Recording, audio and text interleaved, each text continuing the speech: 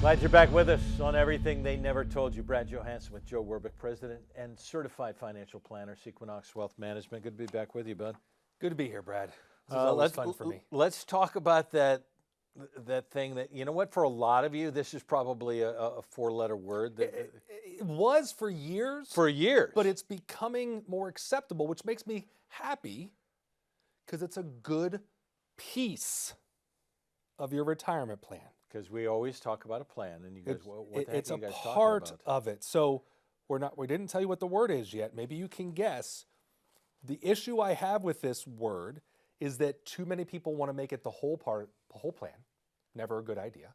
And too many people say it should never be part of the plan. Never a good idea. Everything, people, just live your life. Everything in moderation, and you'll be okay. You still haven't said it.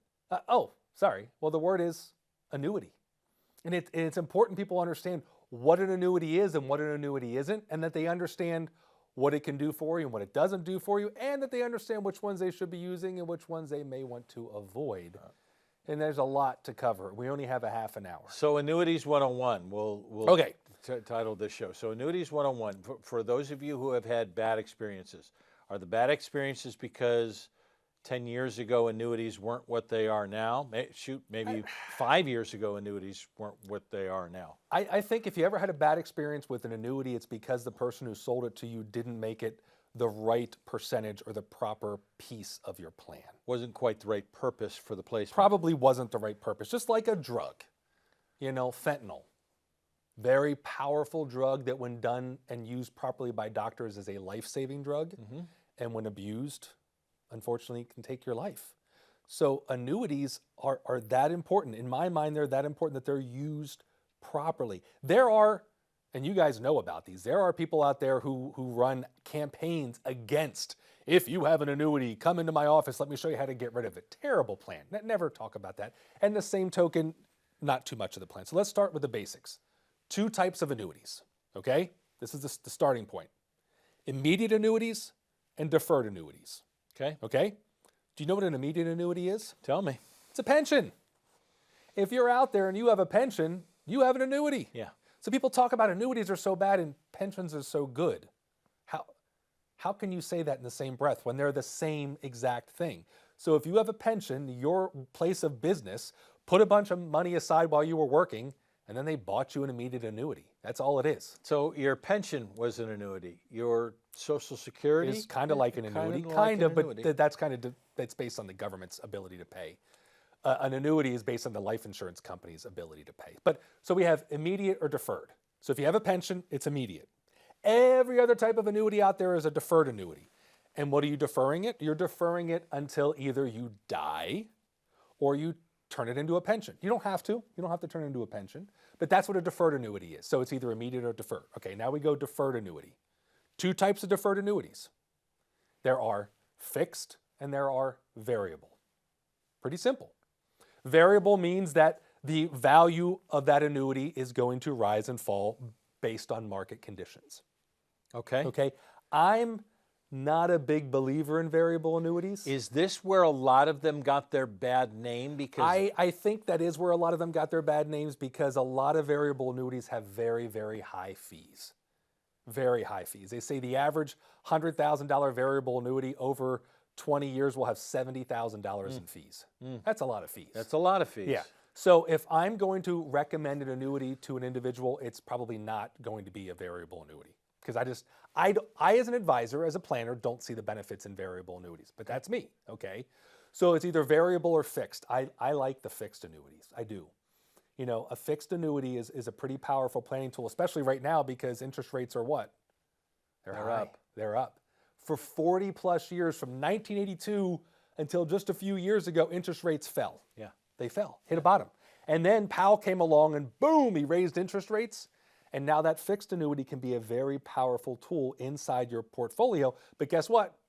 There's 2 types of fixed annuities. So we had immediate deferred, right? Yep. If it was deferred, we had variable and fixed, okay?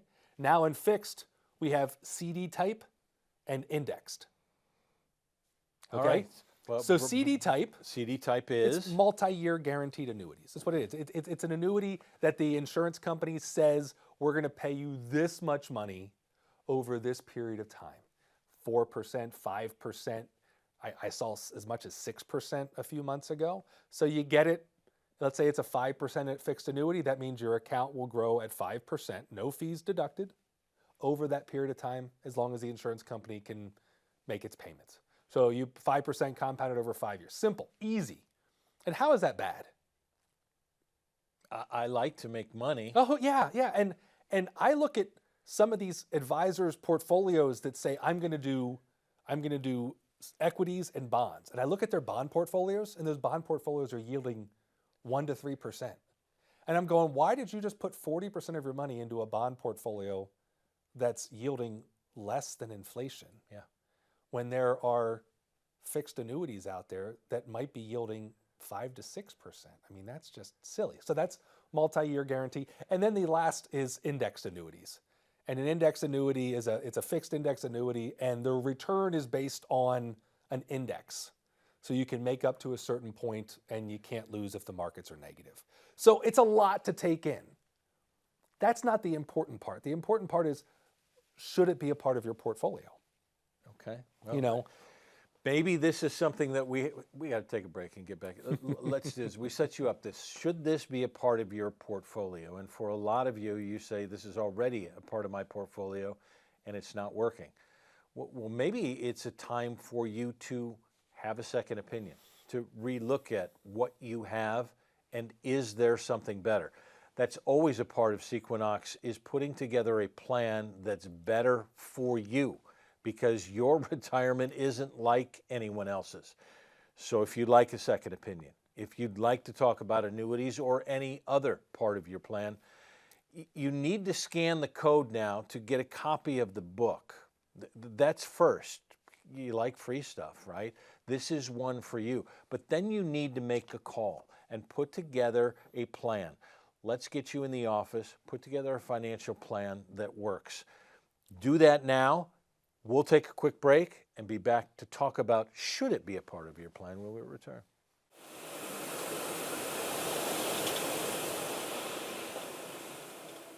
Got out of high school and I went directly in the Army. So I spent 4 years in intelligence as a Korean translator. When I got out, I wasn't sure what I wanted to do. Met a friend of my spouse at the time who was in finance and just said, I think you'd do well in this. You know, at the time I was kind of lost, didn't know what I wanted to do. I was driving truck, 21 years old, and just trying to figure out life and what's gonna happen. I had a wife and a kid, and I just needed to do something. This opportunity came along, but I didn't think it was for me. And so I kind of passed on it. But I'll never forget one day I was in the truck, and it was the summer, and it was hot. And I was just fed up with what I was doing. And there was a guy in front of me, I can still picture him today, who was in a Jaguar, he had the top down, and it just looked like he was having the time of his life. And I was miserable. And I just said, I'm not doing this anymore. I'm gonna find something that I'm good at, that I love, and I think I'm gonna try this financial services, financial planning. And I really love teaching other people. So to be able to have a career where I get to meet with people, I get to talk to them, I get to help them solve their problems, I've really enjoyed it. I love what I do. I wouldn't want to do anything else. And it's been almost 30 years, and I'm hoping for maybe another 30 more.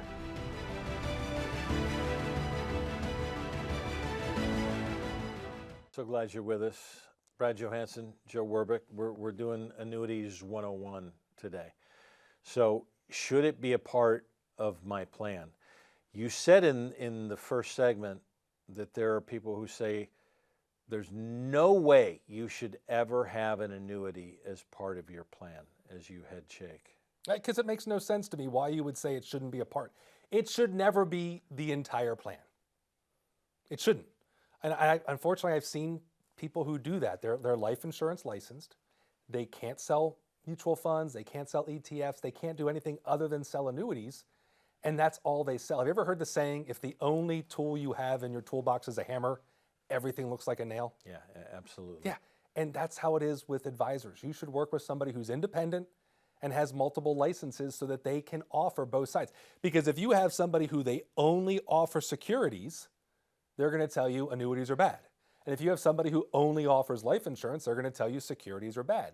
So you work with somebody who has multiple licenses, who can sit down and say, okay, let's look at this plan. Let's find, and I like to look at asset allocation. I like to keep it simple. There are 3 areas of asset allocation. You got cash, you got safety, and you got risk. Okay. And we want to make sure we have the right percentages in each of those categories based on your age, what your risk level is. So cash is bank accounts, money market accounts, which right now, I don't know if you know this, there's $7.2 trillion sitting in money market accounts right now. Before COVID, you know what that number was? 2 trillion. Is that right? And it's 7.2 trillion sitting. Why is it sitting in money market accounts? Because it's paying 4 to 5% and inflation's below 3. So they're stockpiling money there. That will change as Powell lowers interest rates and as we move into an environment where money market accounts aren't yielding much. Then you have safe money. I love annuities for safe money. My definition of safe, it can never lose money. Simple. But if you're going to lock that money up in safety, it better be making you a good return, above average inflation return. And you can use multi-year guaranteed annuities in there. You can use fixed index annuities in there. But again, that's a portion of the portfolio, Brad. That's not the whole portfolio. Then you have your risk money. And in my definition, any bond beyond a government bond, any bond, any equity is risky. People will say bonds aren't risky. You know, that's 2022. That's the biggest misconception I've ever heard, because if you're buying a bond, more than likely you're buying a bond fund, not a bond. You know, if you go and you purchase a bond and it's a 10-year bond and that company doesn't default, then you have a pretty good likelihood that at the end of the 10 years you'll get your money back. Okay? But if you buy a bond fund, that bond fund manager is going to be buying and selling those bonds each and every year. He's not going to hold any of those bonds to maturity. Right. So I'll tell you a story. You probably have a 401k at home if you're listening. Almost everyone. And they have these things called lifestyle funds. I hate lifestyle funds. I despise lifestyle funds because they make a promise that they don't deliver on. And they say, tell us when you're going to retire. You know, oh, I'm going to retire in 2040, so I'm going to buy the 2040 lifestyle fund. And then the lifestyle fund is going to give you some stocks and some bonds, and the closer you get to retirement, it's going to become safer. 2008, sitting with a postal employee in 2008. You guys remember what happened in 2008? Great financial crisis. Yeah. From September of 2007 to March of 2009, the stock market fell over 50%. So here we are in the middle of 2008. He has at the post office, he has a 2009 lifestyle fund. So in his mind, 2009, that's going to be a very safe portfolio. Target date. Negative 40%. He was 6 months out from retirement, Brad, and his lifestyle fund was down 40%. Yeah, but it wasn't down over 50%, so you did better. That's disgusting. Yeah. And that's what happens when you have bond portfolios. The bond sells like a stock. If you have a fixed annuity, you have the right fixed annuity at the right percentage, that money is safe. That money is not going to fall when the market falls. And there's nothing wrong with having that inside your portfolio, and that can give you above inflation returns. And that's powerful. And because interest rates are so high, they're pretty attractive right now as a portion of your portfolio, not the whole thing.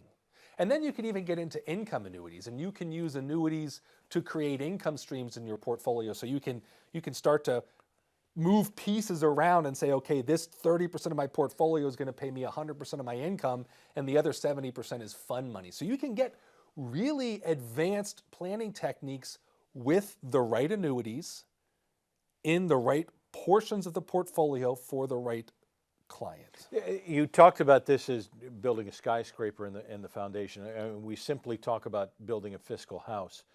Do the annuities become a part of your foundation in your fiscal house? They become the most important part of the foundation. They're kind of like that earthquake protection. You know, they're kind of like the hurricane shutters you have if you live on the East Coast. Yeah.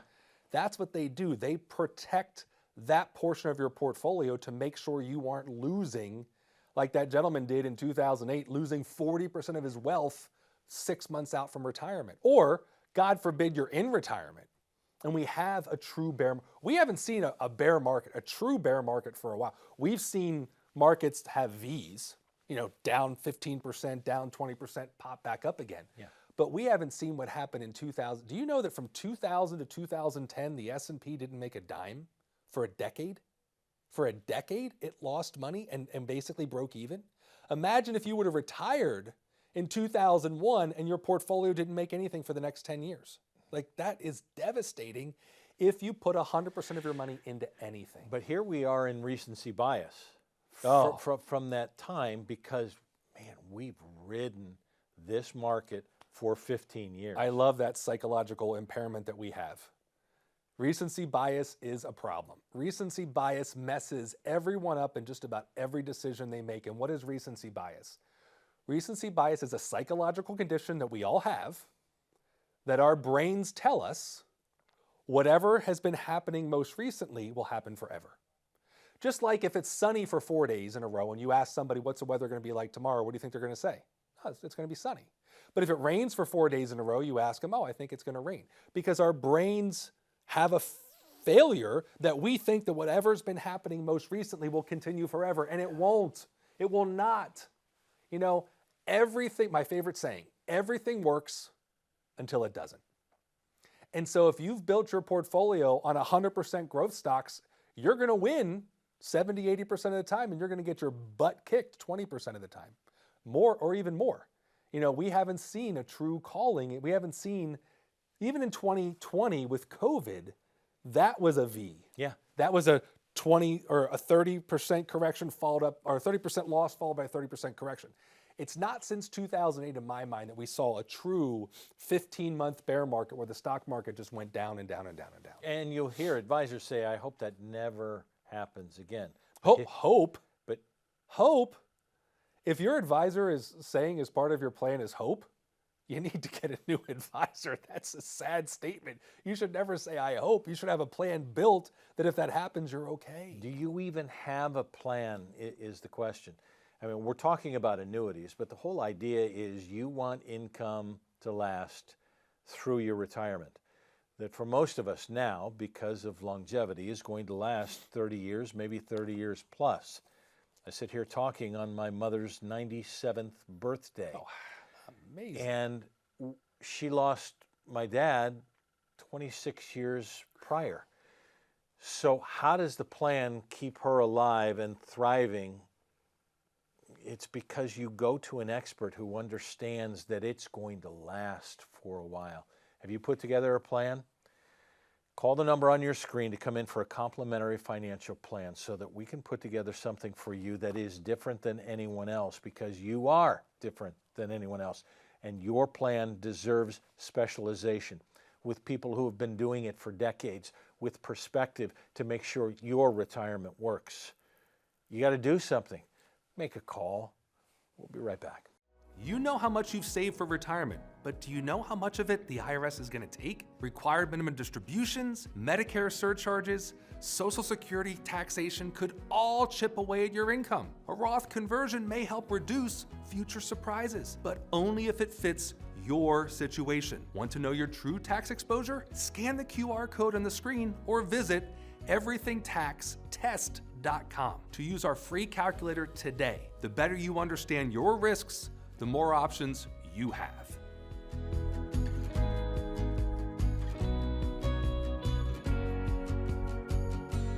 Glad you're with us. We're doing Annuities 101, and before you walk away from the screen, it is something that everybody needs to at least pay attention to as a part of your plan. As a part, okay, yes. As a part of your plan. And there are multiple ways to do it. And as you said, man, in the first segment, we went through them. You got a lot of options to go through. A lot of options. And if you want to sit and study, good luck with all of those options. And that's why the expert comes into a part of this. The expert. That's the most important thing you've said, the expert. I said it before, if the only tool you have in your toolbox is a hammer, everything looks like a nail. So I tell my clients, you probably shouldn't buy life insurance from somebody who's just a life insurance agent. You probably shouldn't buy an annuity from somebody who's only licensed to sell annuities, because yeah, but they say they specialize in these. But that's all they specialize in. That's all they know. And like I said over and over again, if you have a watch, you have cogs. Each of those cogs does something special. That cog is not the watch.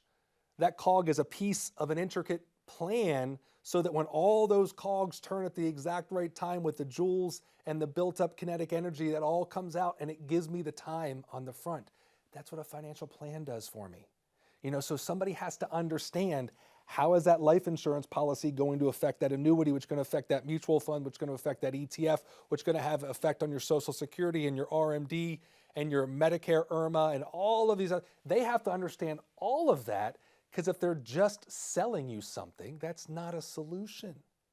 So you want to make sure. I've seen life insurance policies sold by life insurance agents. They're the worst, absolute most despicable life insurance policies you could ever buy.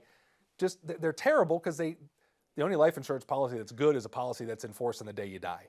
And 87% of all life insurance policies will never pay out a death claim.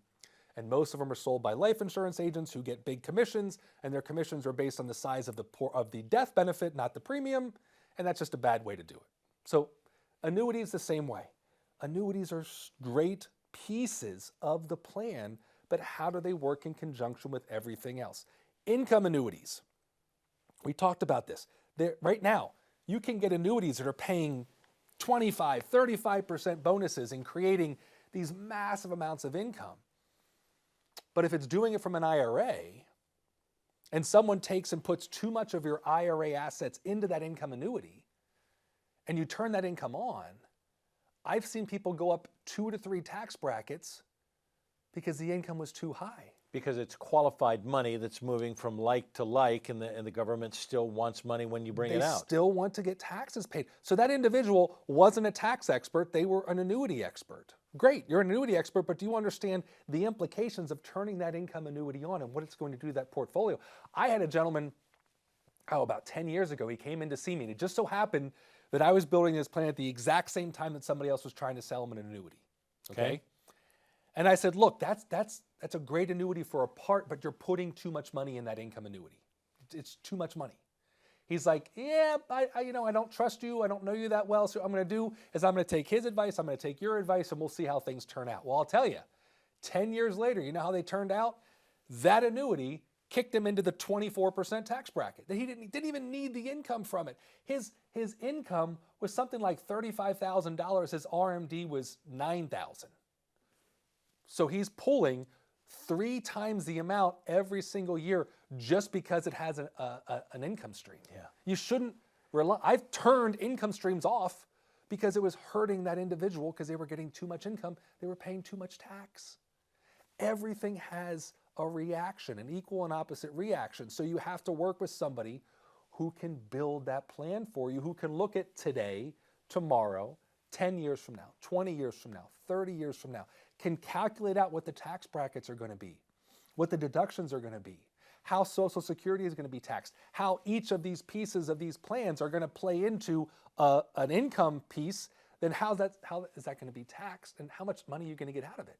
It sounds like, and I say this all the time, that time is the most important asset that we have. So timing on a lot of these annuities and understanding the timing of when we turn them on, if we turn them on, how we turn them on, and within that, I like to say, because the products, the solutions have changed, you now have products that become more Swiss Army knife than anything else. They do more than one thing depending on your timing of what you need.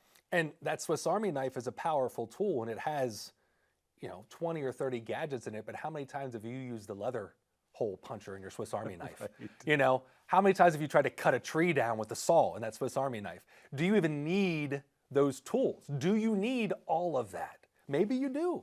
Maybe you at home, that would help your plan, but maybe you don't. Maybe you want to keep it simple. You want to keep it easy. Don't complicate issues. When I build a plan for somebody, I want them to understand why I'm making the recommendations I'm making and how the outcome is going to give them the income that they need without the taxes. And sometimes those extra tools in that Swiss Army knife end up cutting you and hurting you more than helping you. I want you to tell me what it's like for people to walk in, because let's be honest, for many of you, it's very intimidating. I don't want to share any of my financial information with somebody else. I've made mistakes. I've made poor decisions. I don't have enough. It's going to be embarrassing. And sometimes just taking that first step to make the call and walk into your office and find out, this isn't quite as bad as I thought it was, is different. So what's going to happen is, you're going to see the phone number on the screen, the QR code. You're going to schedule a meeting with one of my advisors. It's either going to be in person in the office or it's going to be via Zoom, however you want to do it. And you're going to come in and you're going to sit down. We're going to make it comfortable for you. You're going to get you a cup of coffee. You're going to get your water, whatever it is.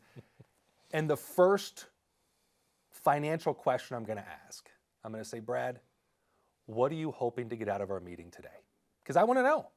I'm not in charge of this meeting, you are. So you tell me what you're hoping to get out of it. Oh, well, Joe, I don't understand taxes. How is it going to affect my portfolio? I don't understand growth. I don't understand. You're going to tell me, okay? And then I'm going to walk you through the planning process. Take 5 minutes. I'm going to show you. I'm going to input some numbers into the computer.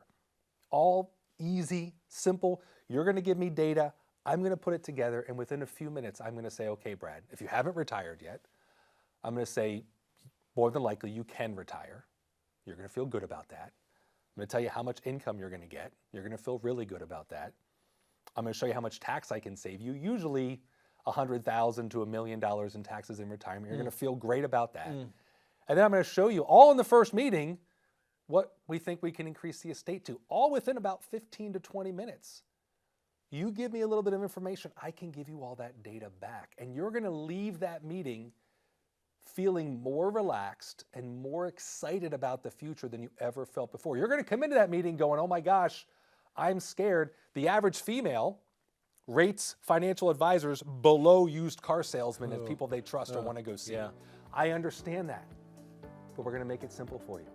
We're going to walk you through the steps and we're going to lay it out to you in black and white.